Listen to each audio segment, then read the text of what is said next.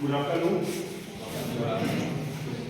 जैसे फैज भाई ने बताया, मेरा नाम मनीष कुशवाहा है। मैं United health worker welfare association का नेशनल प्रेसिडेंट भी हूँ और साथ में आपने इसके लिए मोदी जी का चौथा इसके लिए भारत में प्रधानमंत्री फसल विकास योजना, ठीक है। तो उसमें health care sector skill council government of India में मैं ही मात्र एक ऐसा बंदा हूँ जो मास्टर ट्रेनर भी हूँ और मास्टर असेसर भी हूँ। मतलब मैं ट्रेनिंग भी देता हूँ और एग्जाम भी देता हूँ। बाकी सारे लोग क्या होते हैं, या तो वो एग्जामर होता है या तो वो ट्रेनर होता है, लेकिन मैं अकेले अभी फिलहाल ऐसा बंदा हूँ जो गवर्नमेंट ने मुझे एक काम किया है और लगभग हिंदुस्तान में 25 राज्यों में हम लोग काम कर रहे हैं। तो फिजिकली भी आते हैं, हमारा इंस्टीट्यूट भी है और भी बहुत सारी एक्टिविटीज होती हैं और लगभग पूरे भारत में 1 लाख लोगों को सीरिया फ्री ऑफ कॉस्ट दे रहे हैं।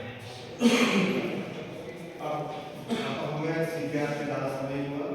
सीरिया होती क्या है, समझ सकते हैं सीरिया क्या होता है? यस, क्या चीज़ होती है?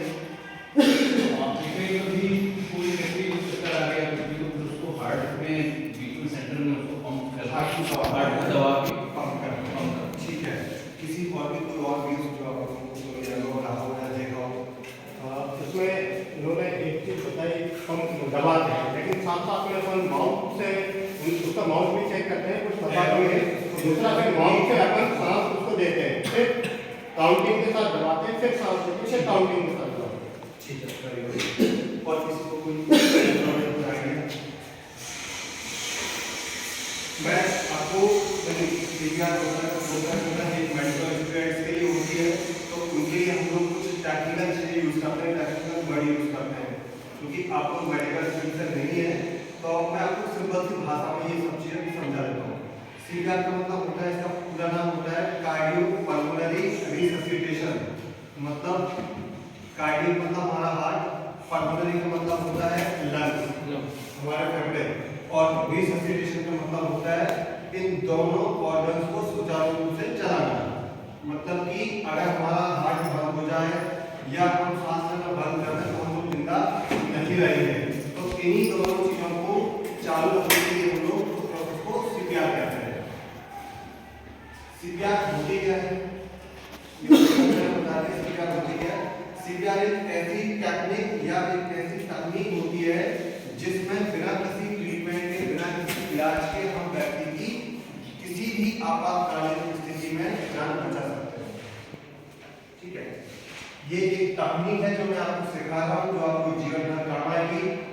आपके घर में बाहर कभी कोई देखे तो कोशिश करना कि खड़े हो जाना, अगर चीज आती है आपको तो आप इस्तेमाल करना। अगर आपने किसी भी एक व्यक्ति की जान बचाई, मेरे परिवार की जान बचाई, ठीक है। अब ऐसी कंडीशन कौन सी बनती है कि आपको सीपीआर देने की आवश्यकता पड़ जाए? तो ऐसी कोई भी इमरजेंसी जिसमें व्यक्ति की जान जाने का खतरा हो, जैसे एक्सीडेंट हो जाता है, करंट लग जाए, छत पे से कोई गिर जाए, पानी में डूब जाए, कार्डियक अरेस्ट आ जाए, ऐसी कोई भी कंडीशन हो सकती है। लेकिन एक सवाल है यहाँ पर कि आप पहचानेंगे कैसे कि इसको सीपीआर की आवश्यकता है? क्वेश्चन ये है, क्योंकि हमें पता होना चाहिए ना भाई सीपीआर क्या है इसको। यहाँ पे कुछ चीजें आपको आइडेंटिफाई करना पड़ेगी। आइडेंटिफाई कैसे करना पड़ेगी? कभी भी कोई भी इंसिडेंट होता है, जैसे हम घर में भी झाड़ू पोछा कर रहे हैं, तो गलती से पूरा सा कर लग गया, फटा गिर गया, तो आपको आइडेंटिफाई करने की चीज होती है कि एक पल्स को आपको चेक करना होती है और दूसरा उसकी सांस चेक करना होती है। तो पल्स की अगर हम बात करें तो सर से लेकर पैर तक 9 ऐसे पॉइंट होते हैं जहाँ से हम लोग पल्स चेक कर सकते हैं। आप तो लोगों को अगर मैं पल्स की बात करूँ तो सबका दिमाग क्यों नहीं आएगा, है ना? पल्स कैसे चेक करता है, लेकिन सर से लेकर पैर तक 9 ऐसे पॉइंट होते हैं जहाँ से हम पल्स को चेक कर लेते हैं। लेकिन जब भी हम ऐसी कोई इमरजेंसी वाली कंडीशन आती है या सीपीआर वाली बात आती है तो हम लोग इस पल्स को यूज नहीं करते हैं। कुछ लोग कर लेते हैं जिनको अनुभव होता है, डॉक्टर होते हैं, बट नहीं है तो हम लोग कैरोटिड पल्स होती है हमारी, उसको यूज करते हैं। कैरोटिड पल्स क्या होती है? आपने टीवी में देखा होगा, टाइम पेट्रोल में या उसमें गले में हाथ लगाते हैं 2 फिंगर, तो आप लोग को फील करते थे वो यहाँ पर कुछ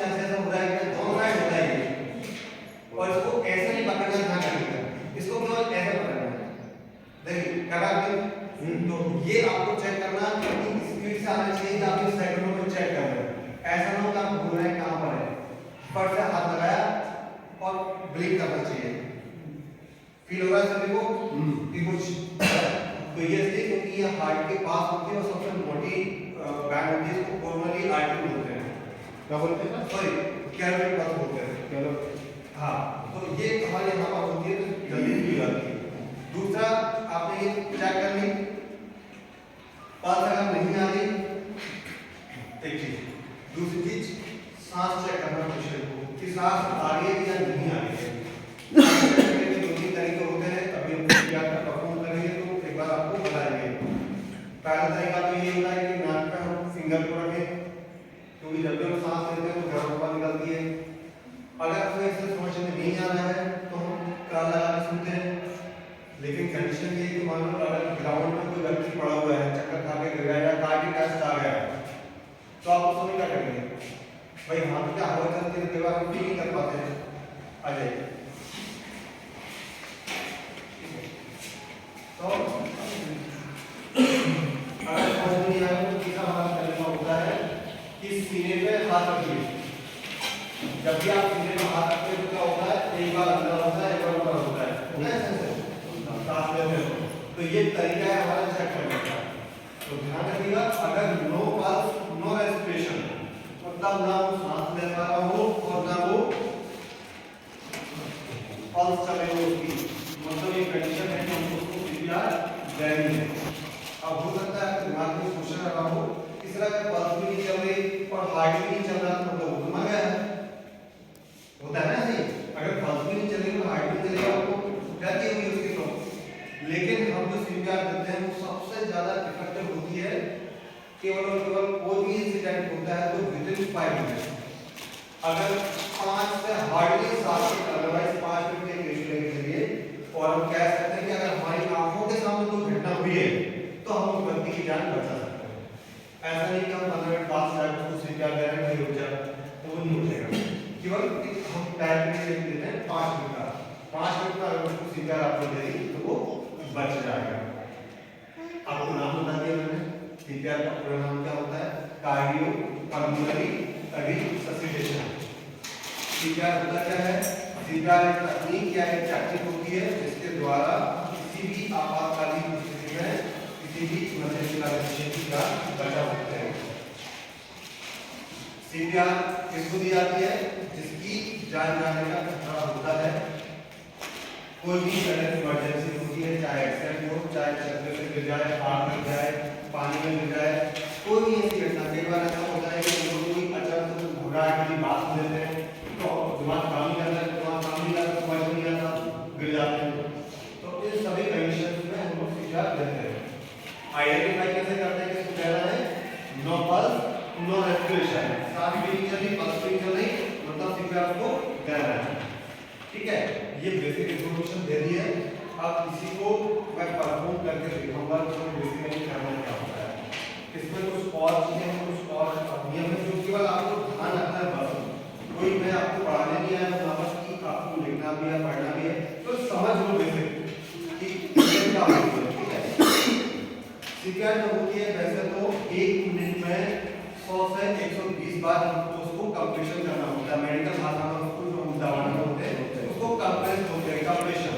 ठीक है, तो उसको हमको 1 मिनट में 100 से 120 बार कंप्लीशन करना पड़ती है।